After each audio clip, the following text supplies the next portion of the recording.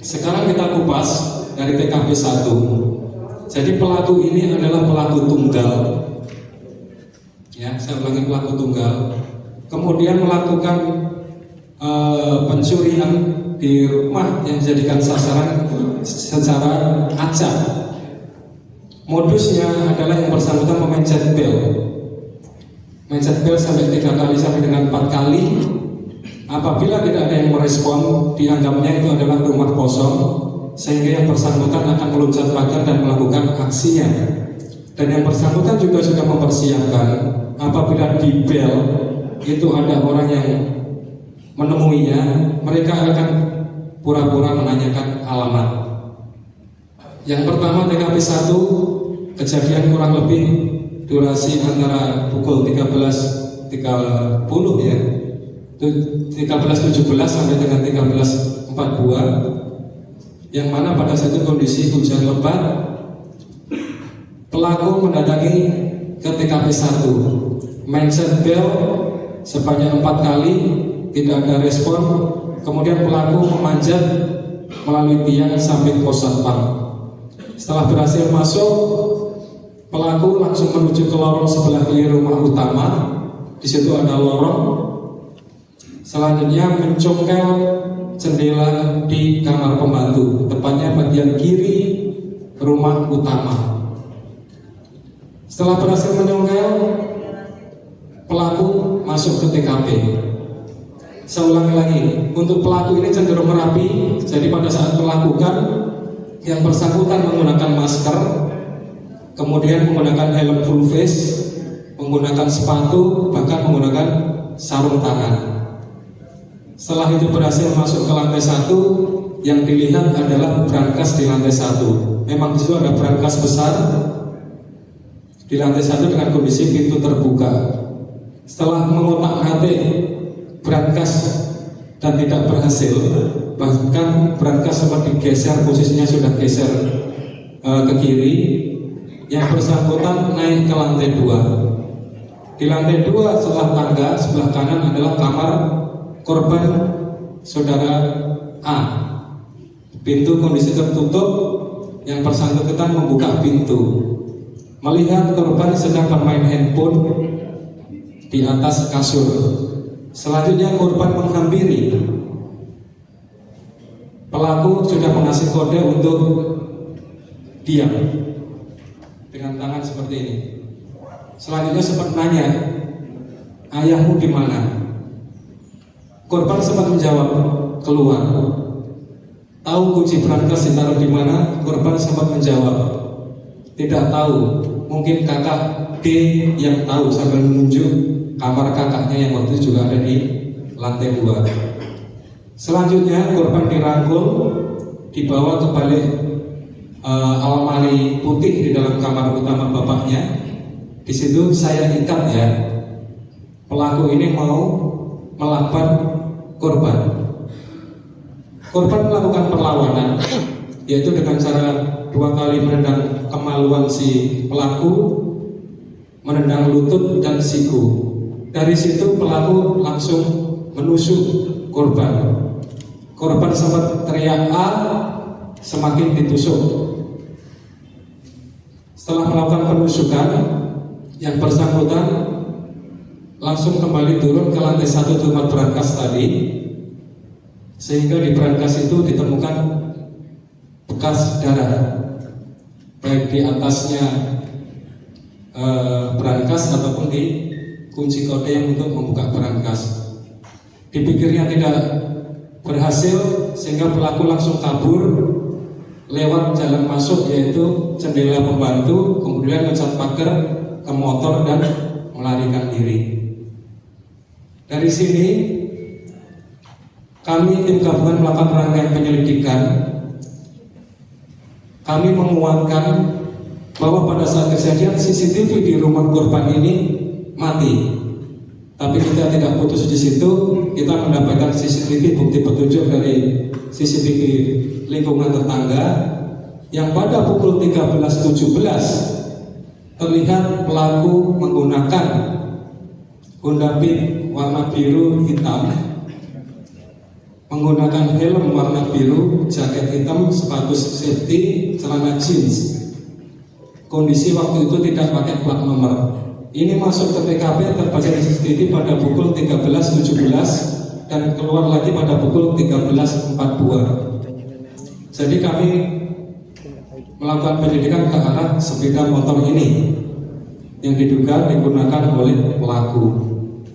Kemudian ini nyambung dengan TKP yang kedua dan TKP ketiga. Pada saat yang bersangkutan melakukan percobaan pencurian dipergoki oleh pembantu. Namun pada saat melakukan di TKP yang ketiga tadi, pelaku ini tidak menggunakan sepeda motor, melainkan jalan kaki dari rumah kontrakan ke Cimendos. Itu kalau lewat jalan belakang potong kompas kurang lebih jaraknya 400 meter. Pada saat kepergok, yang bersangkutan sempat loncat dari lantai 2 ke lantai 1, melepaskan tasnya dan sepatunya, kemudian ngumpet di garasi mobil. Sehingga kami tim gabungan langsung datang ke sana karena ciri-ciri fisiknya sama persis dengan TKP pertama yang BPS tadi, BPS 3 tadi, yaitu dengan jaket hitam menggunakan tas warna hitam. Dan pada saat kita lakukan penggeledahan tas, pada barang miliknya kita menemukan alat-alat sarana yang digunakan pelaku untuk melakukan kejahatan, yaitu 2 buah bilah pisau dan 1 kunci pas yang digunakan untuk mencokel dan barang bukti lainnya. Dari situ kita timbul kecurigaan bahwa pisau ini adalah pisau yang digunakan untuk menusuk korban pada TKP 1. Pada sore itu juga penyidik dari Polres Cilegon membawa pisau tersebut untuk dilakukan pemeriksaan secara biologis forensik di Puslapor. Dan hasilnya alhamdulillah dari pisau yang ditemukan pada pelaku ini masih tertinggal bercak darah, yang mana dalam darah tersebut ada DNA yang identik dengan milik korban saudara A 9 tahun. Ya, saya ulangi lagi. Jadi pada pisau yang ditemukan pada pelaku saat diamankan di TKP 3, hasil uji biologis forensik di Puslapor masih ditemukan bercak darah, yang mana pada darah tersebut mengandung DNA milik korban saudara A 9 tahun, sehingga tidak dapat terbantahkan lagi bahwa yang bersangkutan adalah yang melakukan pembunuhan pada TKP pertama. Kemudian dengan hasil pemeriksaan runut seperti tadi memang sudah diakui bahwa yang bersangkutan adalah yang melakukan pembunuhan. TKP 1 selesai itu pada tanggal 16. Selanjutnya pada tanggal 28 Desember 2025 yang bersangkutan kembali melakukan lagi aksi di rumah kosong. Modusnya sama, dibel-bel-bel, gak keluar, main dengan cara modus yang sama, yaitu dengan mencongkel jendela. Kemudian dari rumah tersebut pelaku berhasil mengambil beberapa perhiasan, dan bahkan yang pelaku sudah berhasil mengambil berangkas, tapi berangkas tidak terlalu besar yang sempat dikeluarkan dari rumah, kemudian sampai dengan teras. Karena merasa tidak bisa membawa berangkas tersebut, sehingga berangkas ditinggalkan di selokan atau di semak-semak. Kemudian pelaku melarikan diri. TKP kedua ini adalah kursi roda yang digunakan pelaku pada saat untuk membantu mengangkat berangkas, yang mana pelaku adalah sendirian. Kemudian untuk menghilangkan barang bukti, pelaku sempat membakar kursi roda ini. Kemudian pada hasil kejahatan ini kita temukan di rumah kontrakan pelaku, yaitu dengan cara dimasukkan dalam plastik, kemudian dikubur dalam tanah di halaman rumah, tepatnya di bawah selang buangan air AC. Dikasih tanda di atasnya ditumpuk pot, sehingga pada saat kita lakukan interogasi, kita membahas hasil menemukan barang bukti perhiasan yang ditanam di halaman rumah kontrakan pelaku.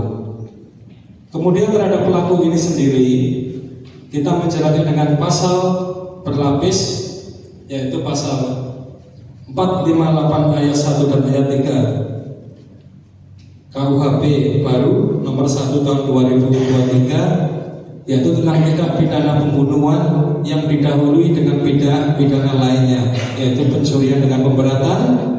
Kemudian kita lapis dengan pasal 80 ayat 3 contoh pasal 78C Undang-Undang RI nomor 35 tahun 2014 tentang perubahan atas Undang-Undang nomor 23 tahun 2002 tentang perlindungan anak, yang mana ancaman hukumnya adalah seumur hidup atau pidana penjara paling lama 20 tahun. Demikian presiden yang disampaikan pada siang hari ini menjawab pertanyaan dari netizen yang mungkin selama ini asumsinya ini karena dendam keluarga, ada keterlibatan orang dalam keluarga atau karyawan, itu patah semua. Bahwa ini tindak pidana adalah murni tindak pidana pembunuhan yang didahului dengan tindak pidana pencurian dengan pemberatan. Kemudian yang menjadi pertanyaan netizen juga, kenapa ini pelaku di TKP 3 kok bisa jadi pelaku di TKP 1? Itu sudah patah dengan pembuktian secara ilmiah, yaitu pada pisau pelaku yang ditemukan di TKP 3 masih ada darah yang mengandung DNA milik korban A 9 tahun pada TKP 1.